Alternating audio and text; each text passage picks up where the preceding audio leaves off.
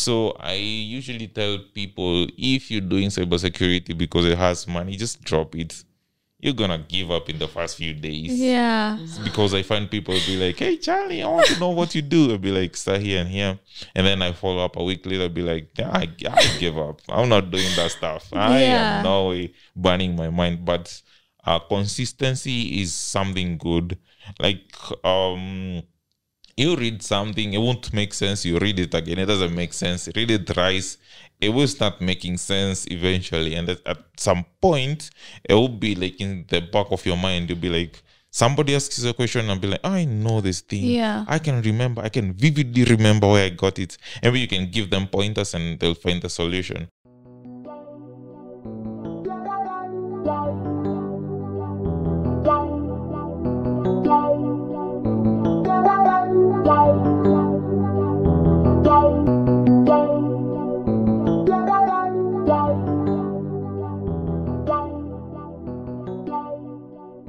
Welcome again to another episode of Global Tech Sailors.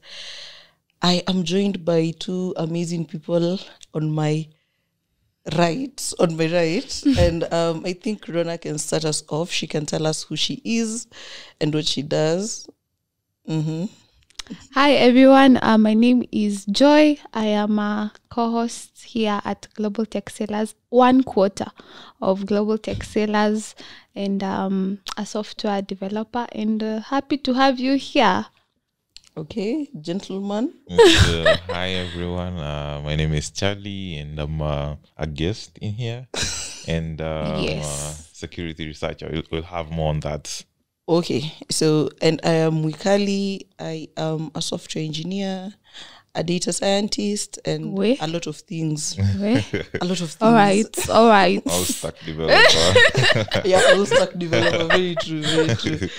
So today, okay, we've been doing a series, breaking into series, and today we want to focus on cybersecurity. So this is a conversation for the people who want to get into cybersecurity, for the people who like, into quotation marks, hacking, for the aspiring hackers. I know people are very interested in that, let me say, conversation, right? Yeah, maybe from the movies. What you see in the movies, Yeah. a guy with a hoodie there. And it's all lies. They It's normally all open the lies. terminal and then they just write in stuff.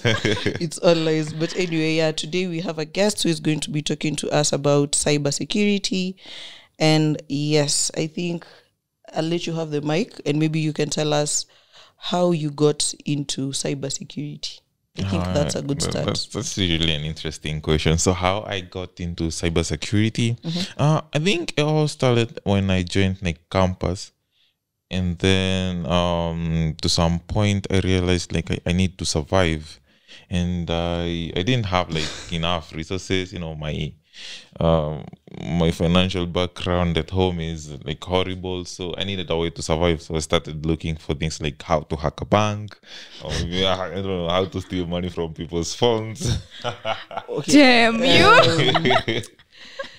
Okay, continue. And in that rabbit hole, I came across something good. I was like, I'm gonna do this, and that's how I like put my focus on the same. So I would give credits to poverty, you know. Wow. Okay. Poverty is a motivating factor. Yeah, it gave me the push. I totally agree.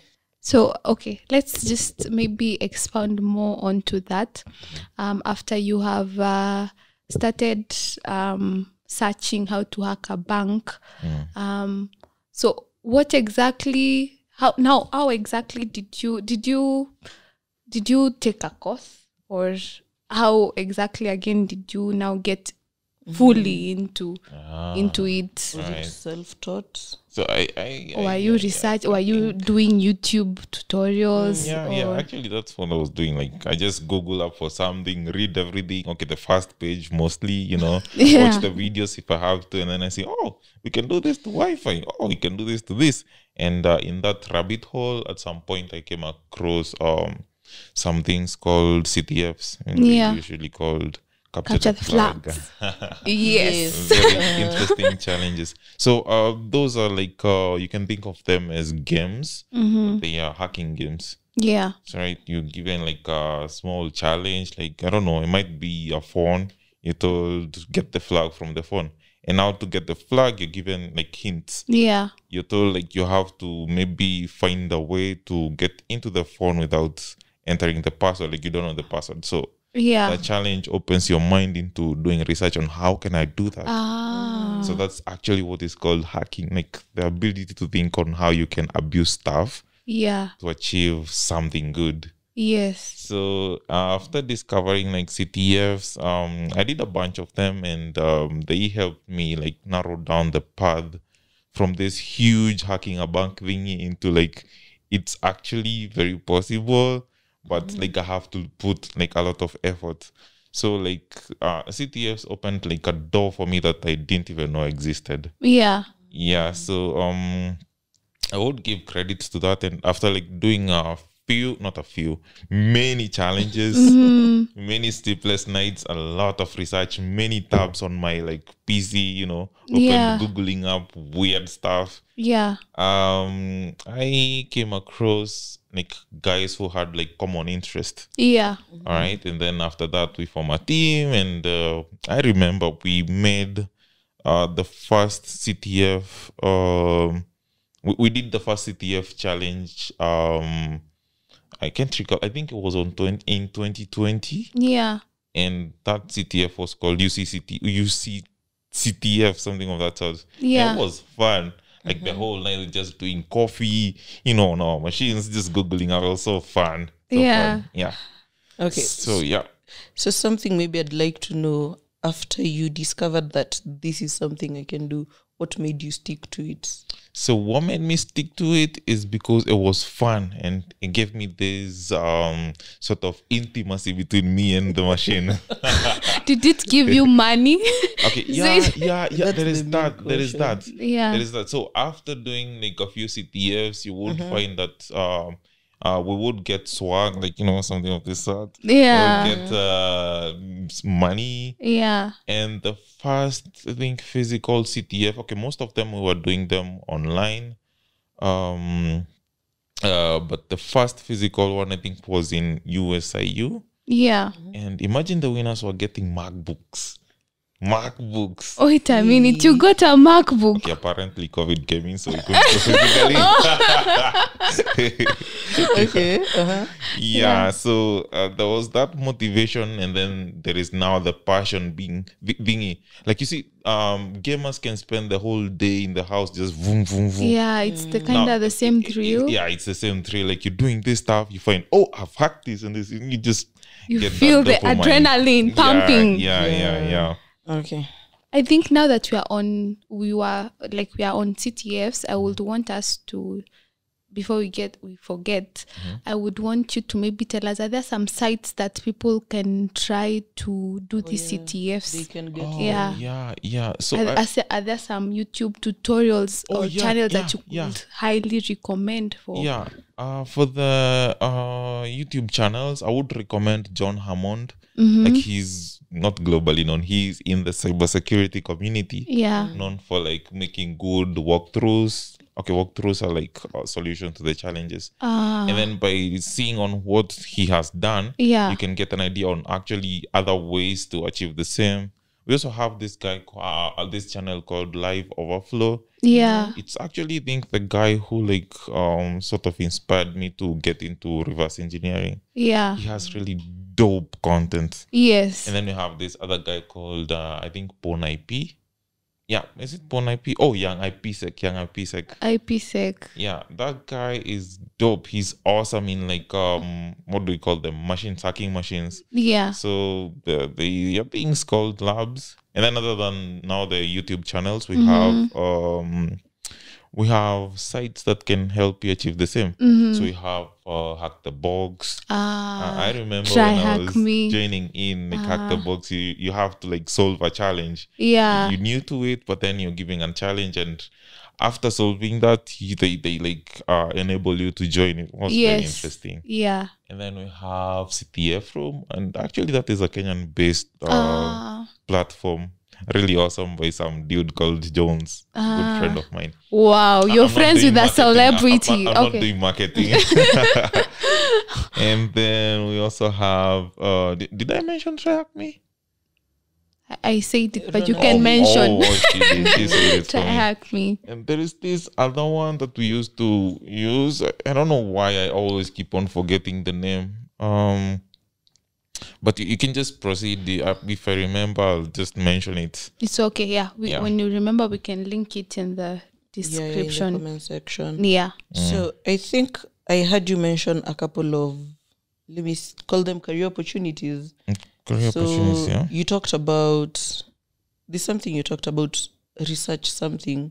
Security researcher. Yeah, and then there's penetration something. So now I think I'd like to jump and ask, what are some of the career opportunities that exist in cybersecurity? Yeah, I think I will tend to think it's so wide. Yeah, So maybe for us, we think it's just only cybersecurity. But when you get in there, maybe there are different levels, actually. Yeah. There are levels. So now this is why I give credit to CTFs, because they usually have things called categories. So you will find we have some other categories called forensics. We have categories called PWN. We have categories called reverse engineering, web, mobile, and so on and so forth. Yeah. So in those categories, like if you like choose to focus on one, maybe mobile, you will get skills related to mobile, like hacking. Mobile, not necessarily mobile apps, but not necessarily mobile phones, but mobile applications. So those like can actually help you categorize like the careers. So if you focus on forensics, we have people who do forensics, you know, like the DCI guys, the ones that try to see like where you are at some point. That's so interesting. You choose to focus on web. We have these guys who do things called penetration testing. Yeah. And just basically trying to get into like maybe Equity's website and see if you can extort money from them, or maybe just do something nasty. Yeah. For beneficial gains or something of that sort. Now we have PWN and reverse engineering. Okay, reverse engineering is good for malware analysts, the people who like find things called ransomware, see how they operate, how they can extract things called keys to decrypt stuff. Okay, I don't want to use all that jargon. Yeah.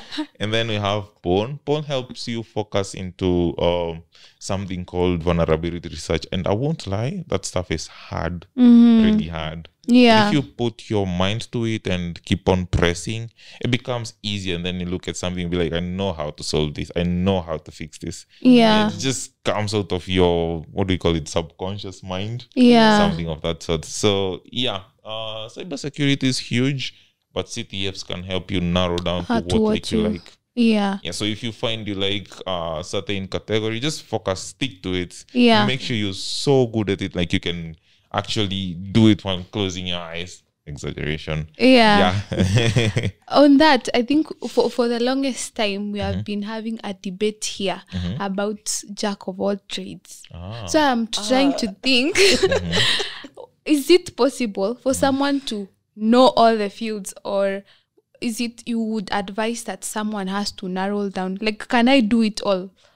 So what are the pros or do you know cons on that? why some chefs make the best meal? Because they forgot on one. No. They add a little bit of this, a little bit of that, a little bit of that, and then the end product is so sweet. You'll be like, I that's want a this. good analogy. So, in the context of cybersecurity, when you're starting out, ideally, like I would use my personal experience. Like I never knew what is what. I never had mentors. It's just me Googling weird stuff and jumping through rabbit holes. Sometimes I get answers, sometimes I just get lost. I don't have nobody to ask. So it's good to like have a taste of all of them when you're starting out. And then the one that you feel like, yes, it gives me, I don't know, it opens something and unlocks something in my mind. Just focus on that. Put more emphasis on that. My trainer usually tells me it would be good to focus on one technique, maybe kicking or punching or everything of that sort. But once you're so good at it, you just need one to compromise your opponent. Just maybe a kick. You've been so good at it. Yeah. Then the opponent is weak. So when you're starting out, be generic. Try out new things. And you might actually even try out things outside the box. Maybe web or UI UX, and you find, oh my god, I actually love this. This was forcing issues. And you focus on that. Yeah. What does the day-to-day life of a Security researcher look like? person with cybersecurity looks like? Okay, so I don't know for other people, but for me, my role is pretty much specialized, highly specialized. So I go by security researcher, but I usually do exploit development. I also do something called penetration testing. I also do something called vulnerability research. Right, so it depends on the task that I have at hand. So assuming I'm working from home, I'll wake up very early in the morning, do the normal thing, shower, so on and so forth. Now get to my machine. So let me pick one. Assume I have like a pen test. Okay, for pen tests, again, we have categories. We have networking, we have AD, we have mobile. You said AD? Yeah, Active Directory. Thank you. Not after death of Christ or something. Okay. Active Directory. So assuming, my most focus on penetration testing, I specialize in mobile. So that would be both Android and iOS.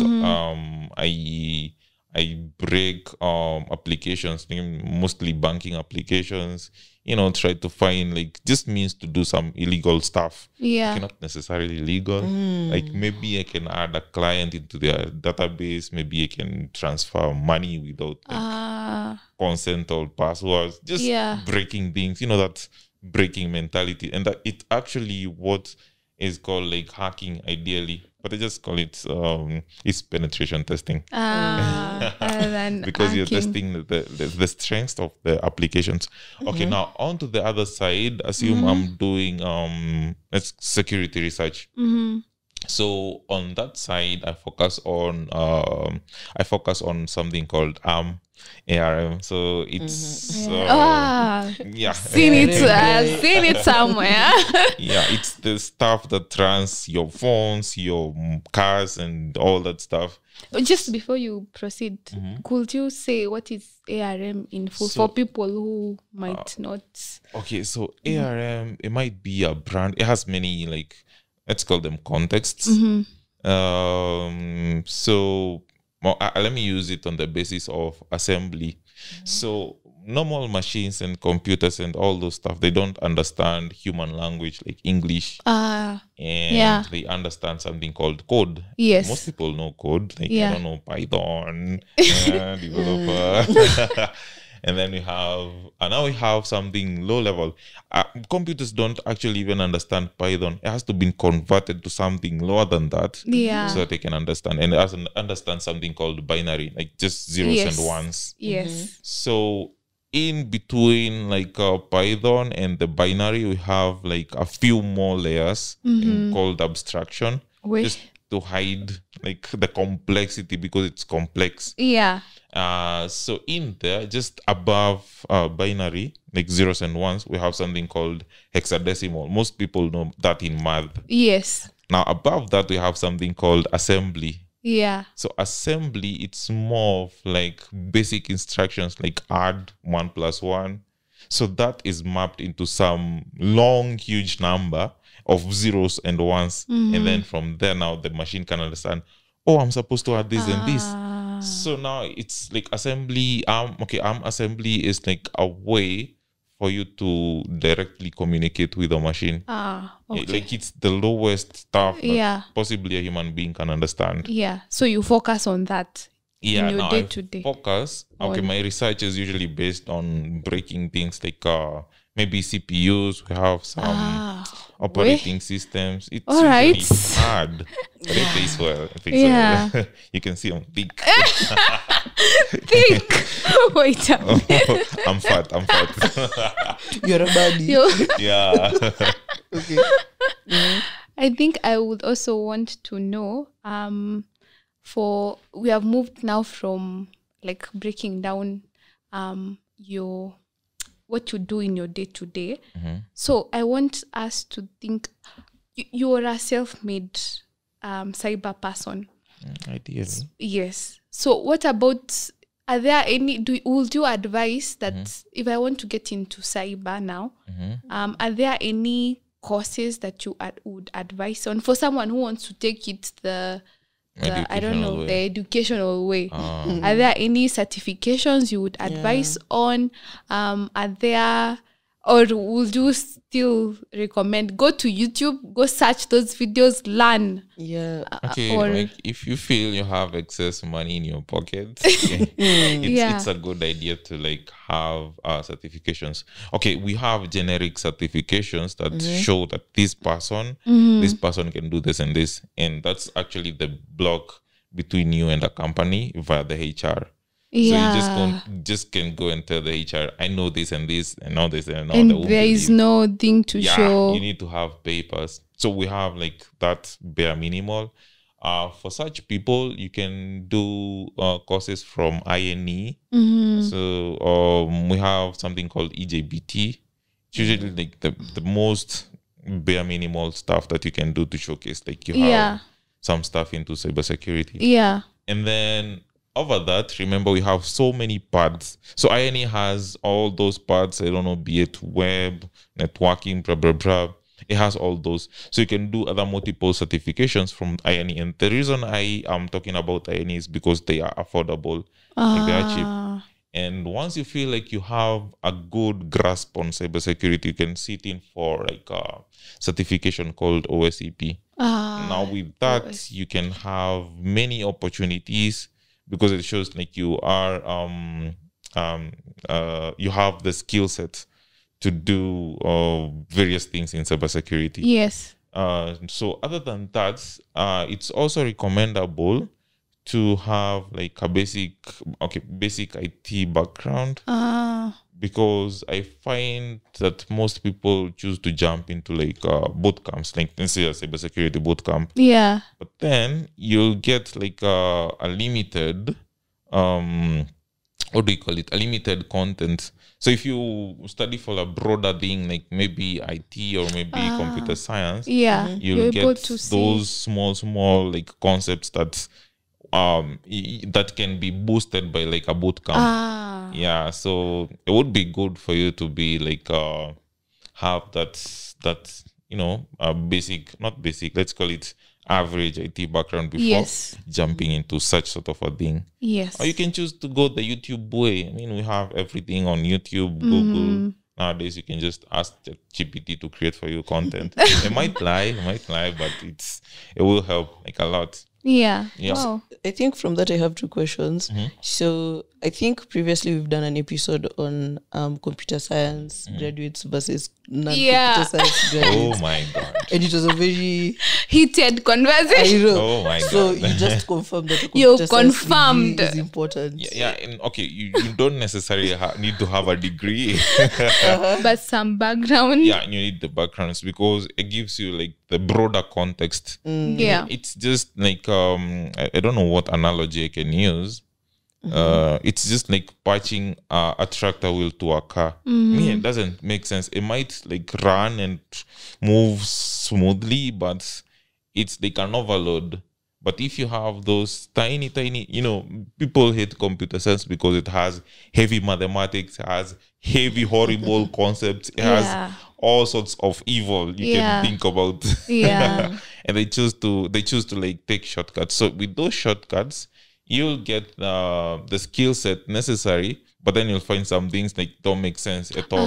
Like you have some maybe knowledge gaps somewhere. Yeah, and to get them, it's a little bit hard. So it's good to have a proper, let's call it proper. I used to use, most people know the term IT because it's generic, it's huge, but it's good to have like a proper, let's call it computer science background, or maybe a proper cybersecurity background. Might be a cybersecurity course on a university level or something of that sort. Yeah.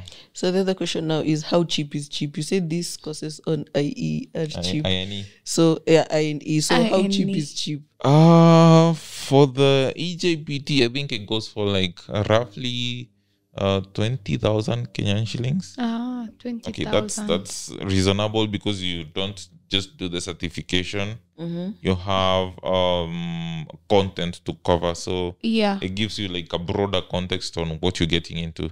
Wait, 20,000 is the content and the exam Yeah, I think included? so. Oh, I think it's usually 40,000. I am not sure. Hey, if it's 20,000, that's a good price. It's a good price because if you check for other things like OSCP, that very stuff is expensive. Yeah. Like right now it's almost 300k. Yes, I've seen one and I was like, whoa, 300. And if you fail, Yeah, there is no. that's like, it. Retake, Yeah, like yeah. you have to pay you have to 300K. pay again. Okay. Yeah, and We are actually not for that rich yet. yeah, if you have the money, you can do it. And for other highly specialized stuff, like maybe vulnerability research or the security research I'm talking about, the courses are expensive. Yeah. You might find the cheapest, like for specialization on the Android kernel exploitation, going for like what, $5,000? That would be like what, 500k Kenyan shilling. Gosh. And most of them are usually in person, so you have to cater for the flights. Oh all my that stuff. goodness. They're usually highly expensive. So I'm choosing to self-teach. You have all that content online. Some of it you might ask known people in cybersecurity on Twitter and so on and so forth. Yeah. Wow. A good concept you brought up. That's what I used to I do. wanted to ask, you in your story, you had said at first you didn't have anyone. You were just Yeah. alone. So how do we find these people? Where do we find them? Are there groups that we can join?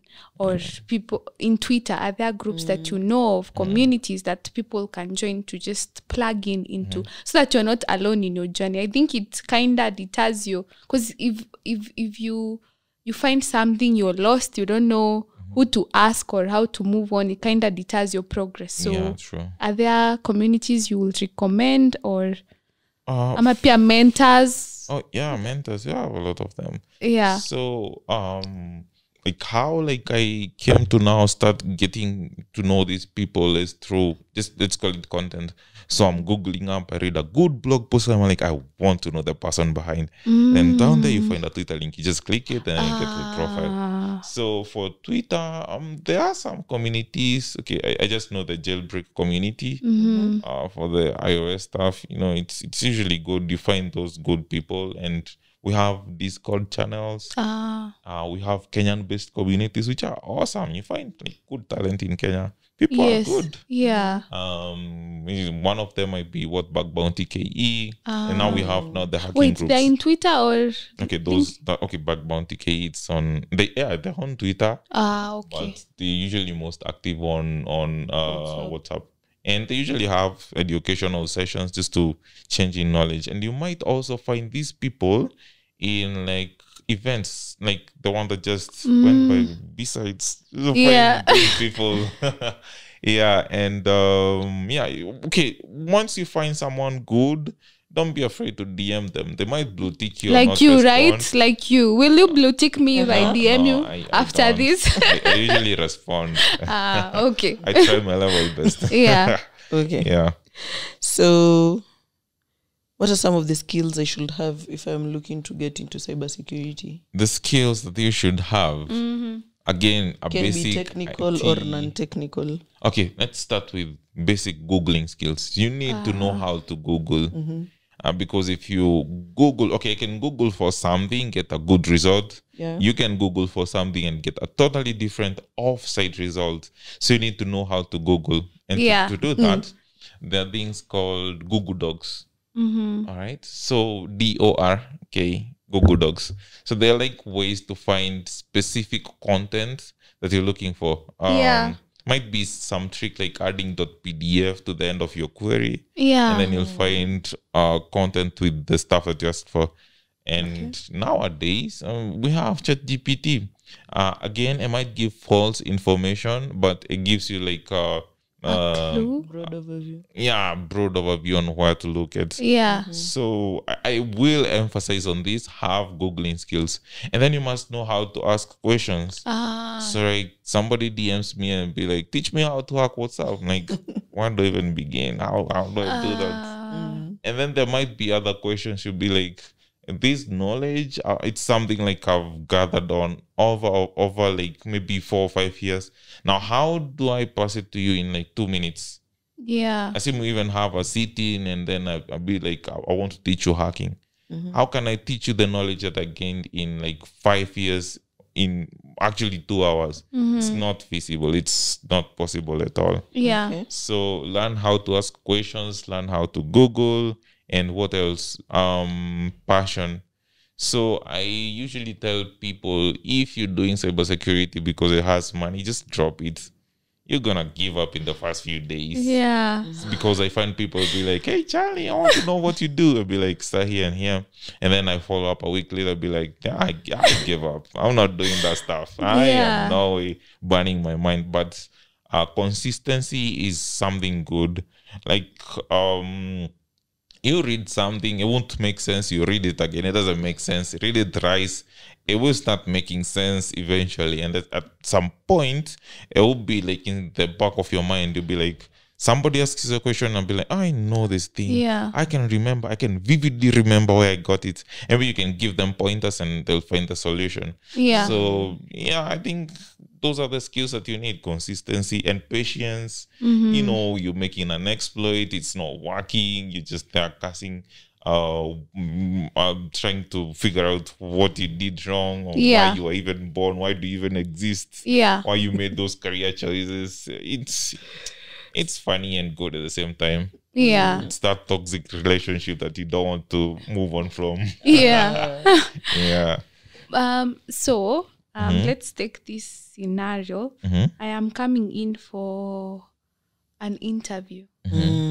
You're interviewing me for let's say, which is the very basic, or rather, how that your interviews for people in cyber, how do they look like? So ideally, most of them are mostly technical. So you might find like, I'll use the basis of Safaricom because it's mostly known in Kenya. They might give you a CTF challenge. And they tell you, just capture the flag, submit your report, and boom. Yeah. So back again to the CTFs. Yeah. You need to those are must know. Okay, it's not a must know, but you need to have like a good grasp of them, because they tune you into like, I don't know how, they just open something in the head, something in the mind actually. Yes. Yeah, so most of the interviews are usually technical, but for some basic roles, you might have questions with options. So, but then they limit you in some way that even if you pick the options, you will probably fail if you don't know what you're picking. Like the options are very similar to each other. Okay, so I'll give an example. Assume you're going for what do we call this thing? I think it's called SOG. Oh, SOG. Okay, yeah. Tier 1. Okay, all those stuff. Now, assume you're going. Should they leave this podcast? No, you should just blend in.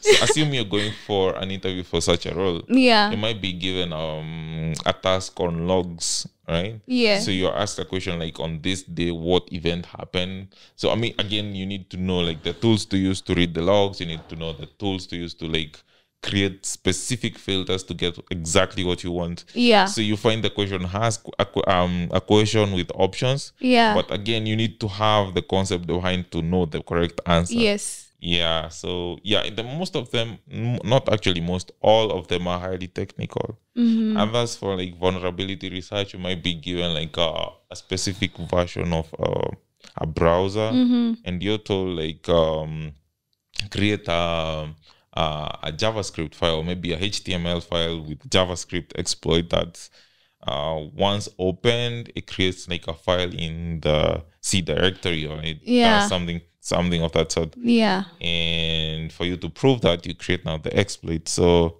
it's usually good and fun. All right. Yeah. Guys, we have to get our CTFs. Fun, you see. Yeah. CTFs. Yeah, do those things. Okay, so I think now I'd like to know what are some, maybe you can set the expectations for the people who are aspiring in what is his name again? Is it Hulk or I don't remember. Reduce your expectations. You know that sounded yeah. So can you set the expectations for people who are aspiring to get into cybersec?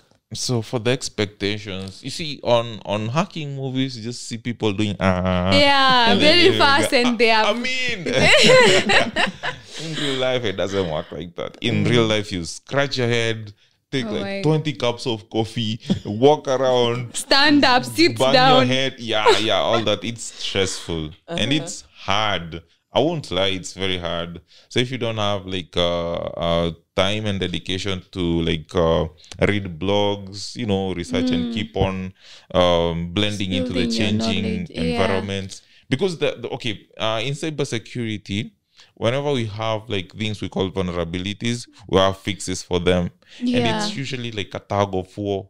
We have things called blue teams, so those are the defenders. Yes. They defend systems from being compromised. Yeah. And then we have the red guys. And Yeah. They are the offenders. Yeah. So they offend the system. So usually like a tug of war. They do this, we do that. They do this, we do that. And you have to keep up with the changing technology, changing environment. So you have to be more proactive, reading new blogs on Twitter, Yeah. reading news articles. I don't think I do those though.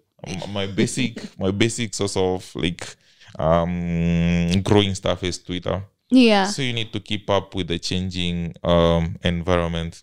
And then for it being hard, you also have to have like a hard head, dawa ya moto ni moto. Yeah.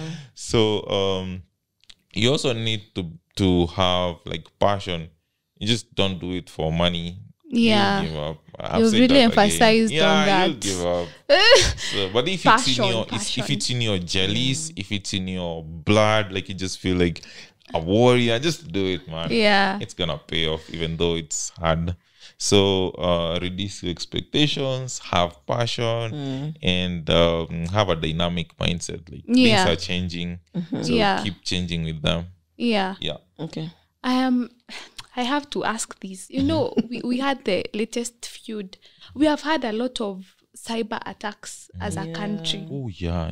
I think there was one, the funniest one was the one that I laughed the most, was the one that a student, 16-year-old or 14-year-old, hacked Kabarak, and he was telling people, if you don't give me 60,000, I will not do it. Yeah. Oh, so there was the Facebook hack. Yes, that one. And there was another one for the e-citizen that happened. Yeah. So I'm wondering, as a country, does it mean that we are that like bad No, when it comes to what's happening? we are We're always not. being hacked. We are not bad as a country. We actually are good. If you look at the let's say not highly developed, the developing countries like South Africa, they get like 1 billion hacks per year. Yeah. Why? It's because they're growing, and these people know if you try to push this hard enough, we're going to get something out of it.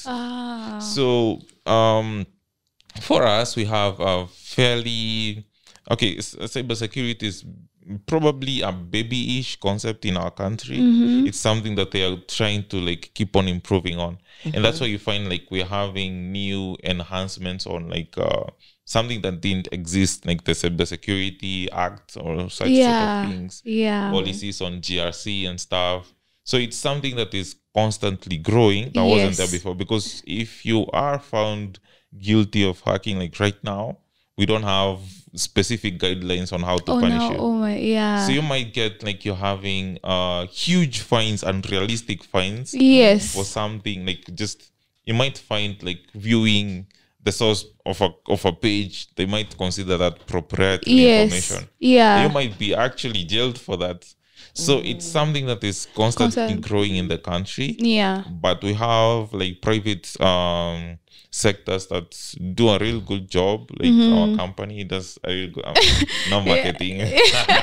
It's okay. You can market it. Yeah. it does a really good job in like trying to prevent that. So that's why you have the things I said against SOC. They keep on monitoring like people sending traffic to this point. Are they sending malicious traffic or like what's happening? And then they keep on like being alerted.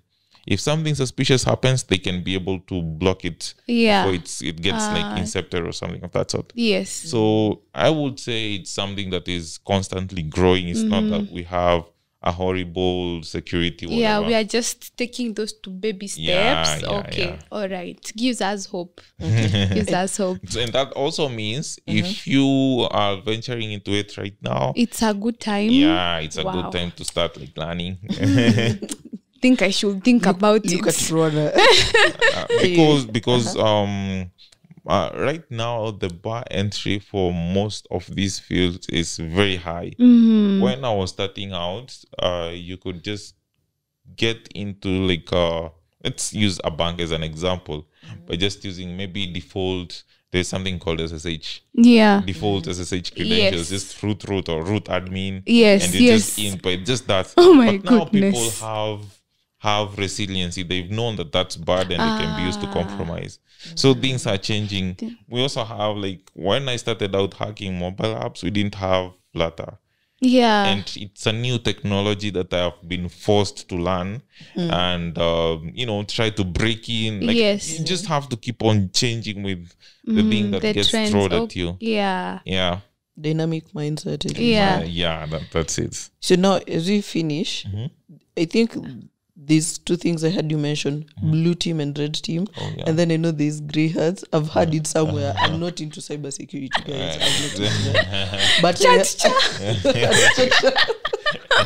so maybe you can give us the distinctions, like what is a blue team, red team, grey hat, black hat, as we finish. Okay, so I'll start in with the hats. The generic concept, the generic word used for these cybersecurity people is hackers. So you have good hackers like me, Yeah, you said trying to save the world. Yes. So these are the hackers who hack for a good cause. Like, I'll give an example. I'll use maybe something like Safaricom. So we are given a task to hack into Safaricom, write a report on how we did it and how to fix that. So if somebody comes and tries to replicate the same, they won't be able to get inside. So those are called white hat hackers. Yes. Because they're hacking for a good cause. Yes. Okay. And then now we have those ones who are like, they keep on changing. They might be like, I'm going to do this for money. And then they'll be like, I'm going to do this to help people. Yeah. So those are called grey hats. Yes. Because they can do evil, they have the potential, and they can also do good. Yeah. And they do it, not that they only have the potential. And then now we have the bad guys. So these are, I don't want to create continental conflicts, but these are people like from Russia. Yes, I knew you would say that. They are known for creating the worst malware you can ever find. Yeah. Sort of Stuxnet. Okay, we also even have government agencies, not agencies, government like arms who create such horrible weapons. Okay, not necessarily weapons. Let's call them cyber weapons. Yeah. And they're not used for good, they're used for bad. So the people behind that, we can call them black hat because they do dark sort of stuff. And it's like very mind-blowing how cyber can literally cause world fights. Like can disrupt I'm just in some slum in Quebec and I just press some buttons and I've launched a nuclear war. So imagine. It's mind-blowing actually. Very mind-blowing. Yeah. So we were on the other things on like blue team and the red team. So for these, for the blue team, we have the people who are constantly monitoring systems, seeing what's happening, what's going in, if there are malicious activities happening, reading the logs, trying to see like what's happening. Those are called the blue teams because they help monitor and prevent systems from being compromised. And then now on the other hand, we have the red team guys. So these are the guys who keep on, like, they have a club. They keep on hitting the system. And then they're trying to get in and all that stuff. Now, these are the guys who are called the red teamers. The red team. Yeah. Are you Now red we team? know. You're in you're wearing red. Wow. And you're wearing black. We also have actually something else called purple team. Oh yes, I've heard of purple tea, Okay. but I don't know what it does. It's a Please tell combination of me. blue and red. This is sort of. Hey, there's Home a lot. characters. There's a lot to learn. Yeah. But before, I know you want to say we are finishing you it might off. want to follow some good person called Amajit Labruham. Labruham. Oh my God. His In name Twitter. Yeah. He's Please a come good again purple with the teamer. name. Amajit, just Amajit. Amajit. Okay, I'm gonna look for that person. Usually call him I have Labu. He's to. a good guy on purple team. Okay. Now, I think the very last of the last. Me, I cannot end this episode without wanting to know, from my own basis, as me, how would you advise me to protect myself from being hacked? What are some I know there is a lot, but some very general too, ndio tuweze kukua safe. Tips. Yeah. All right. How about you stop being stingy and purchase that one antivirus that you can for install my on your machine? phone? For your machine. For your machine, you can just turn on inbuilt stuff like what do you call it? Windows Defender. For Linux-based machine, you don't have to worry much because we have less malware activity going on. Yeah. But you still have antiviruses for the same. Though that's like the bare minimal you can do. Yeah. Because it will help you find stuff, like try to do malicious activities on your phones, on your machines, and so on and so forth. So start with an antivirus. Okay. And I should not also repeat passwords, right? Oh, It's yeah, very- there's that. It's your use is changed to actually create complex passwords that you're going to forget. So that every single time you have to You have remember. to reset, and turn on two-factor authorization. Oh, wow. And the way we ignore these things. Thank you. Thank you. You're Now we know. welcome.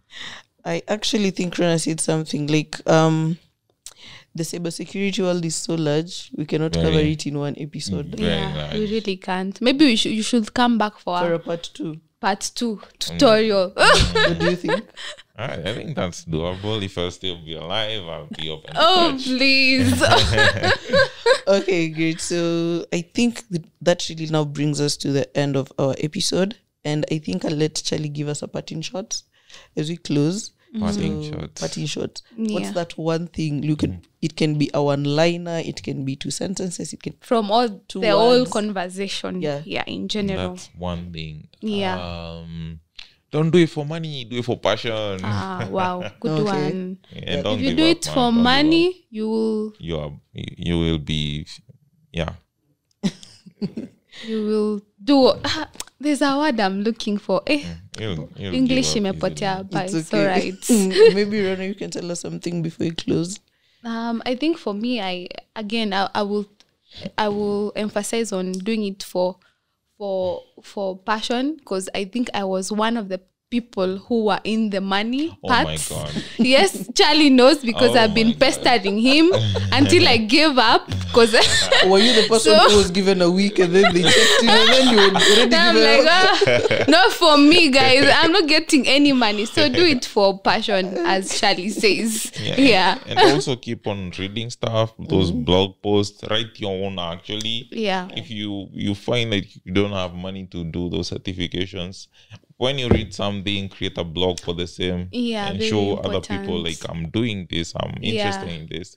Yeah. And that's actually blog posts act as your notes. So you might find you referencing to your own You blog. forgot. I'm like, Yeah. oh, That's true. That's true. yeah. So when you're writing like a blog post on something, write it like you're taking notes for yourself, Yeah. not other people. It's your own main thing, Yeah. and that helps people and yourself at the same time.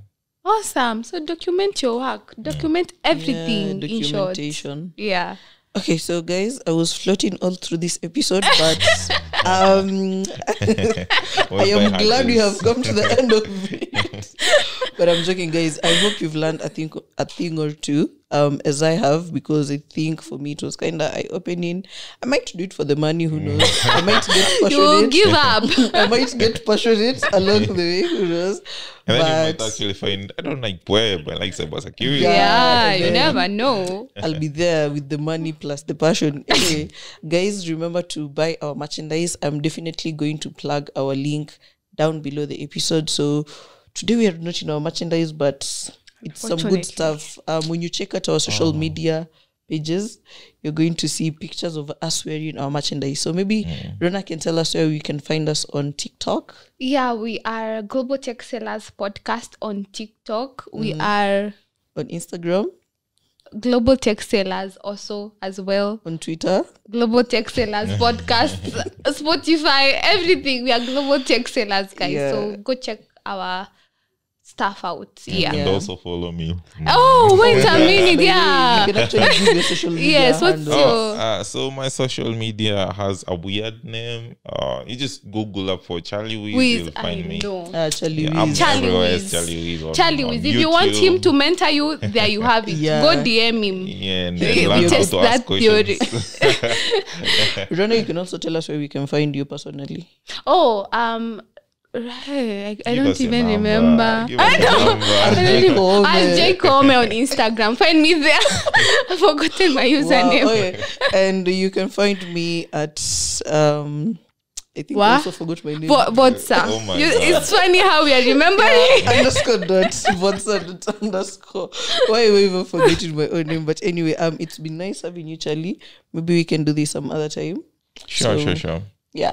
Till next time, guys. Adios. Bye. Buenas noches.